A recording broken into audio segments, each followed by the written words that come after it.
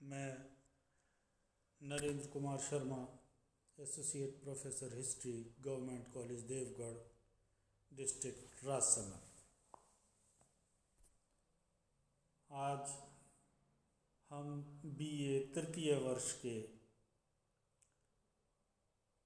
प्रथम प्रश्न पत्र राजस्थान का इतिहास के एक महत्वपूर्ण विषय राजस्थान के अंदर धार्मिक आंदोलन अथवा भक्ति आंदोलन के विषय में आपके समक्ष चर्चा करेंगे, आपके सम्मुख चर्चा करेंगे।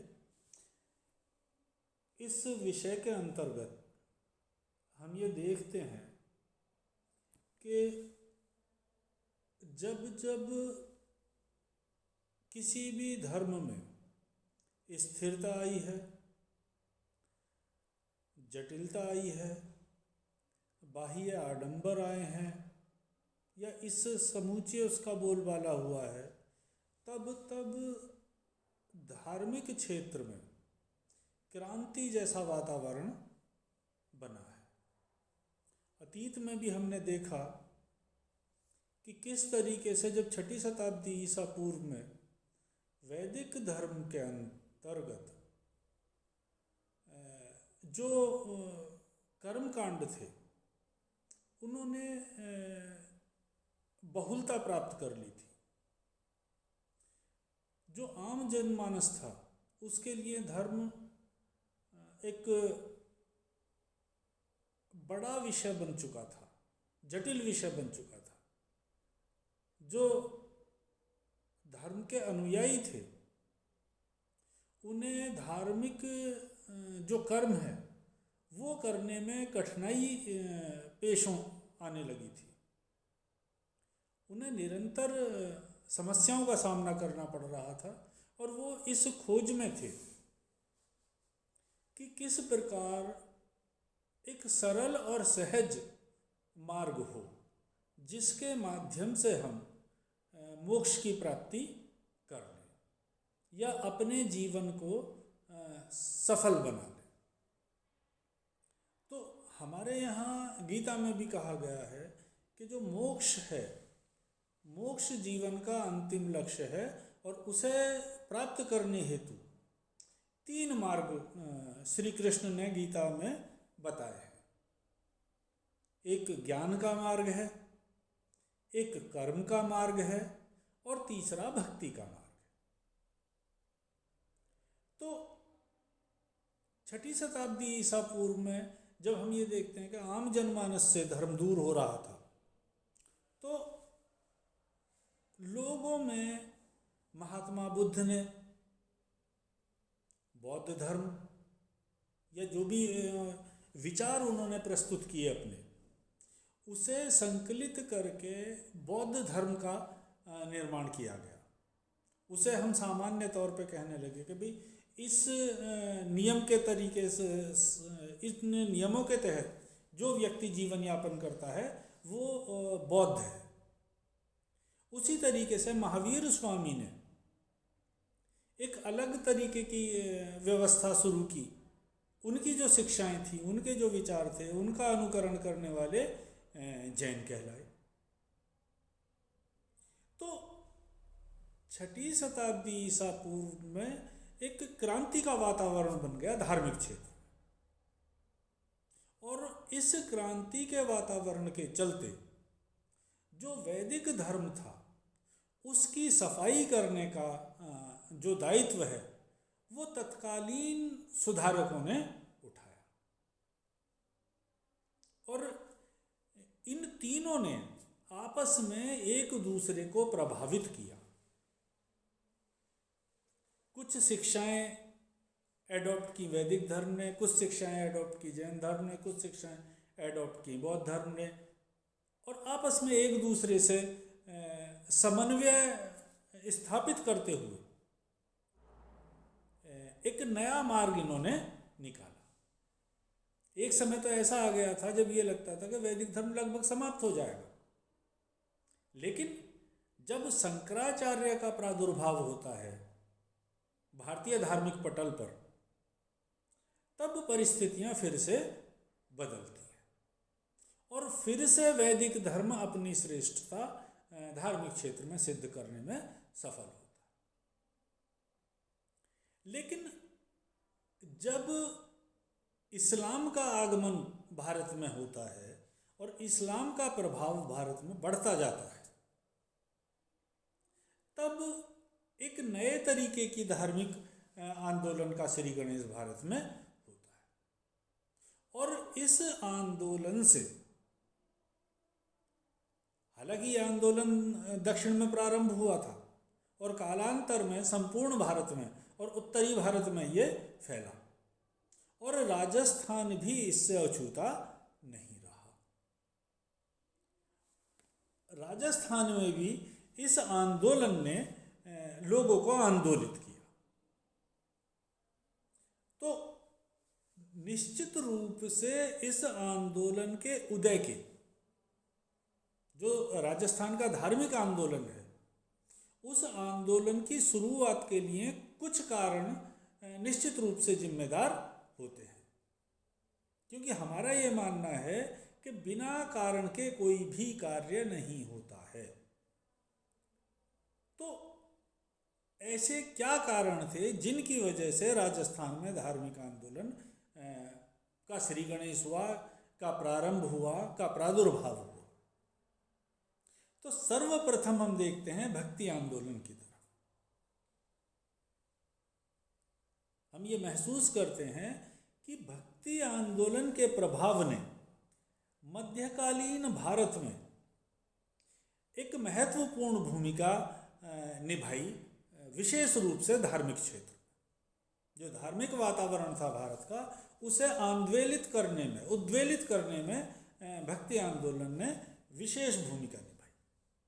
हालांकि इसका जो प्रादुर्भाव है वो दक्षिण भारत में माना जाता है और कहते भी हैं भक्ति द्राविड़ उपजी लायो रामानंद। भक्ति का जो उदय है वो दक्षिण में हुआ था और उसे उत्तर की तरफ लाने का या उत्तर में लोकप्रिय बनाने का जो महत्वपूर्ण भूमिका निभाई जाती है वो रामानंद के द्वारा निभाई जाती है।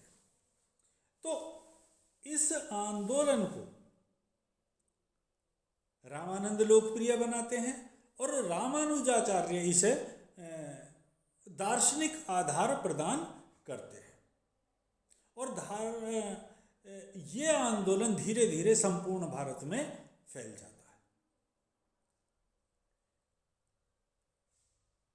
रामानंद के जो 12 शिष्य थे वे संपूर्ण भारत में फैलते हैं।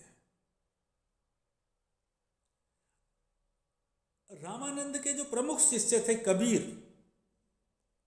उनके उपदेशों का राजस्थान क्षेत्र पे व्यापक प्रभाव पड़ा। कबीर ने अपने विचारों से, अपने सिद्धांतों से राजस्थान को अत्यधिक प्रभावित किया और कबीर के शिष्यों ने धार्मिक क्षेत्र में जो विचार प्रस्तुत किए उसने राजस्थान की भूमि पर व्यापक प्रभाव डाला और राजस्थान की जो लोकवाणी थी उससे तत्कालीन धार्मिक दशा में आमूलचूल परिवर्तन आया।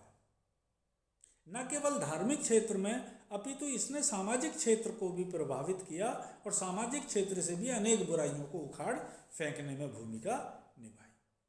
तो हम ये कह सकते हैं कि राजस्थान के अंदर जो भक्ति आंदोलन का प्रभाव था उसने बड़ी महत्वपूर्ण भूमिका निभाई। फिर इस्लाम का जो आगमन है वो एक बड़ा महत्वपूर्ण कारण है। हम देखते हैं 12वीं शताब्दी तक राजस्थान में इस्लाम का प्रवेश हो चुका था। तुर्कों ने अजमेर को हस्तगत कर लिया था, उन्हें अपने अधीन कर लिया था। बहुत सारे मंदिरों को ध्वस्त कर दिया, उनके स्थान पर मस्जिदों का निर्माण कराया गया। धार्मिक कट्टरता ने न केवल दिल्ली को अपितु संपूर्ण उत्तर भारत को प्रभावित किया। जो दिल्ली के शासक थे, सुल्तान थे, उन्होंने राजस्थान पर भी समय समय पर आक्रमण किए और यहाँ भी धार्मिक रूप से लोगों को प्रताड़ित किया। धार्मिक जो परिवर्तन है वो राजस्थान में होने लगा। अनेक लोगों को इस्लाम ग्रहण कराया जाने लगा। तो इस मतलब इस्लाम का जो बढ़ता हुआ प्रभाव था, उस प्रभाव ने राजस्थान के लोगों को भक्ति की तरफ अग्रसित करने में बड़ी भूमिका निभाई। फिर एक अन्य जो बात है वो है सूफी मत का प्रसार।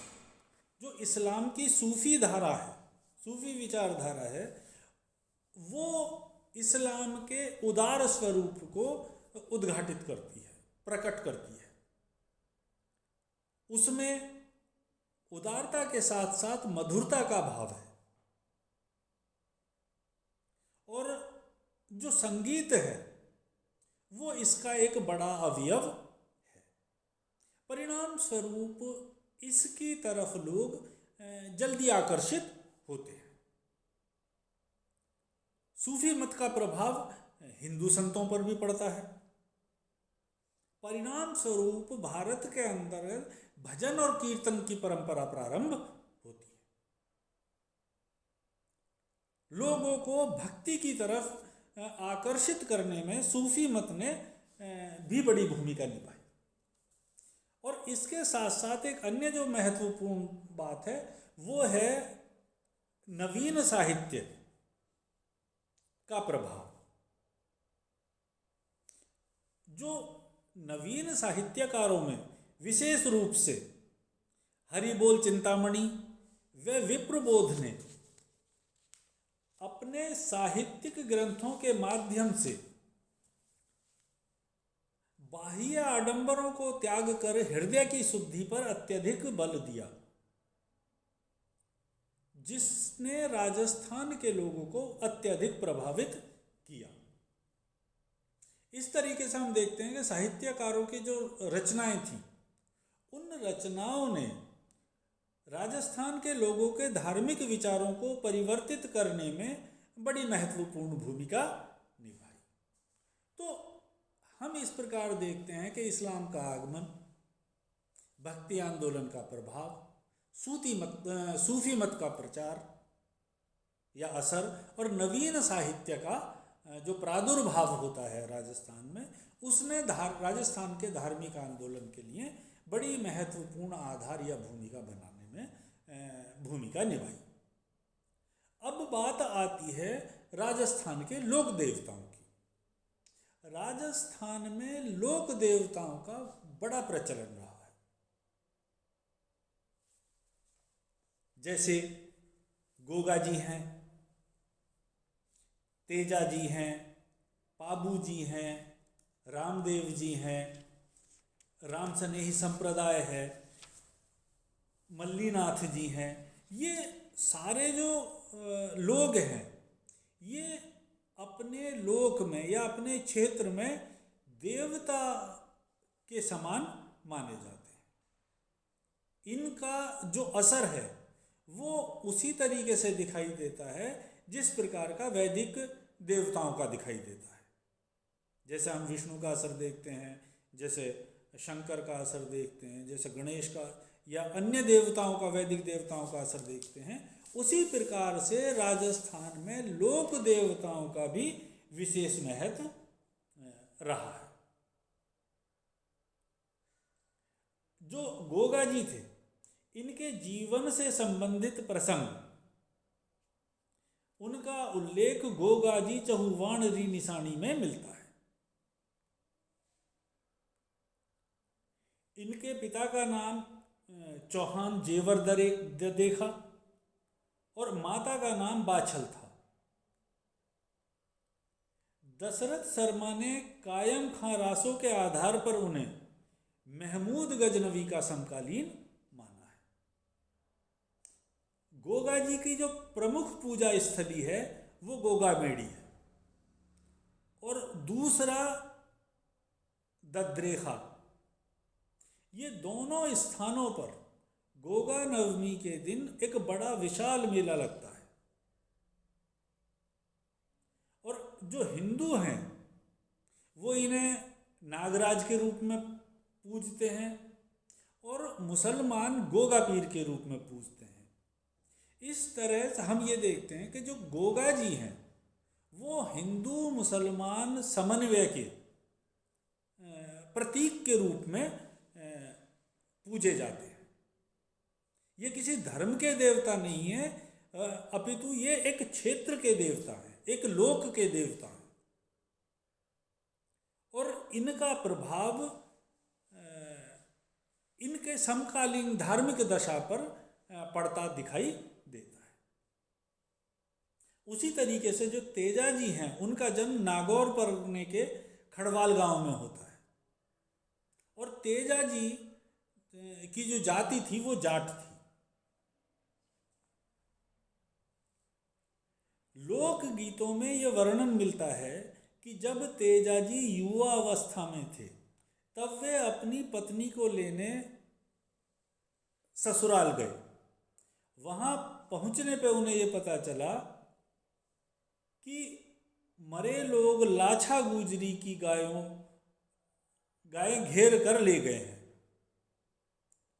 तो तेजा जी ने उनकी मदद से मेरों का पीछा करके उनसे संघर्ष किया और गायों को छुड़वा लिया। इस संघर्ष में वो घायल हुए और अंततः सर्पदंश से उनकी मृत्यु हुई। तो गायों की रक्षा करने के लिए ऐसा माना जाता है कि गायों की रक्षा करने के लिए इन्होंने अपने जीवन का त्याग किया और ये लोक में देवता के समान पूजे जाने लगे। इसी तरीके से जो पाबू जी हैं ये मारवाड़ के राठौड़ वंश में इनका जन्म हुआ था। धांधलौत में हाल नामक ग्रंथ के अनुसार इनका जन्म 1216 ईस्वी में हुआ। पाबूजी से रिलेटेड जो साहित्य है उसमें इनके निजी कार्यों का, इनके निजी जीवन का व्यापक विवरण प्राप्त होता है।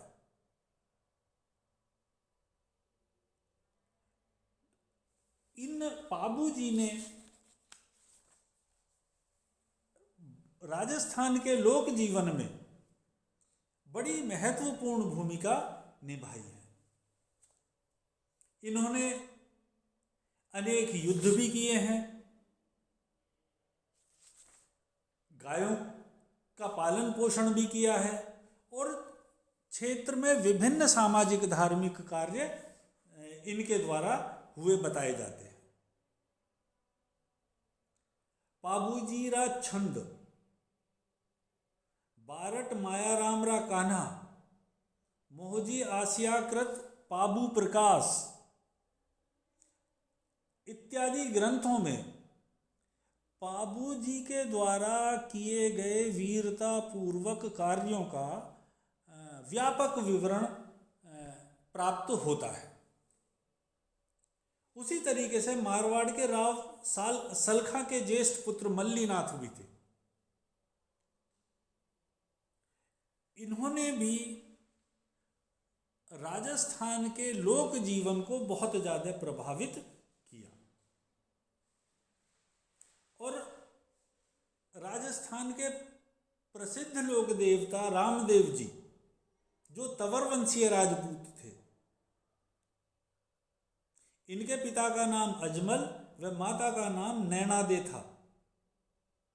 मारवाड़ परगनारी विगत तथा अन्य दो ख्यातों से यह पता चलता है कि रामदेव जी मल्लीनाथ जी के समकालीन थे। पोकरण क्षेत्र में भैरव नामक व्यक्ति के व्याप्त आतंक को समाप्त करने में इनकी महत्वपूर्ण भूमिका थी। तो सारे व्यक्तित्व राजस्थान के धार्मिक जीवन को प्रभावित करने में महत्वपूर्ण भूमिका निभाते हैं। यहीं इस विषय को विराम देते हैं। धन्यवाद।